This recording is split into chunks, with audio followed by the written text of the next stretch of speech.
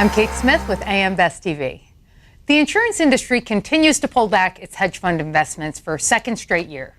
Here to discuss this trend is Jason Hopper, Associate Director of Industry Research and Analytics at AM Best. Jason, is the industry's withdrawal from hedge funds a reflection of hedge fund performance? I think that definitely is a factor, but I don't know if it's the only one. Obviously, volatility is not an insurer's best friend, especially when the two preferred strategies of hedge funds, equity, long, short, and multi-strategy, have been a little volatile this year. They had a marginal negative total return in the first quarter, and in the second quarter, both of them both clocked in about 0.5% total return. So thinking about that in somewhat more modest or minimized returns, and then looking at fee structures, I think is the other factor, potentially pushing some insurers out of the hedge fund space, or at the least reducing their overall allocations to hedge funds. The 2 for 20 management fee of 2% and about 20% fee on gains, I think might be somewhat of a little much for all insurers to be able to handle.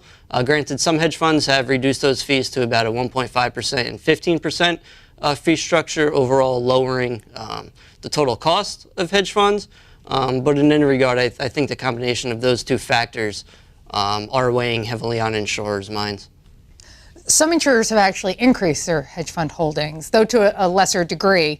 Is there any indication of why some companies increased holdings?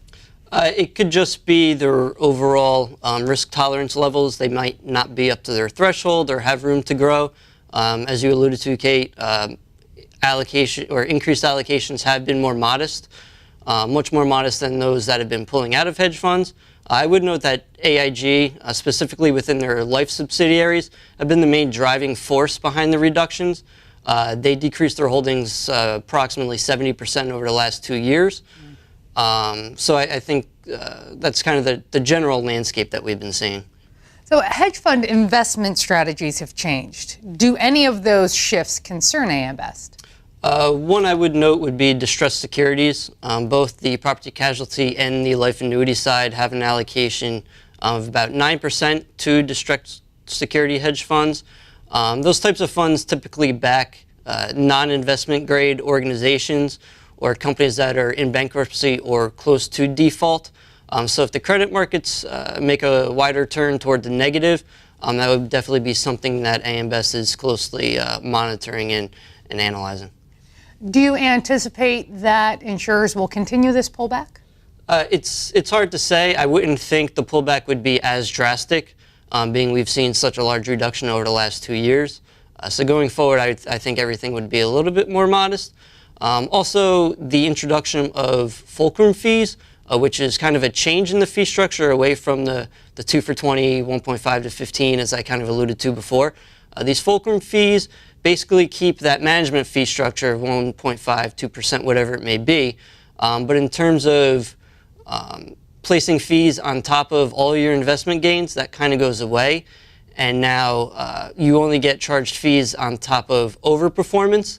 So if the hedge fund, your investment is basically meeting benchmarkings or below, you won't get that additional hit.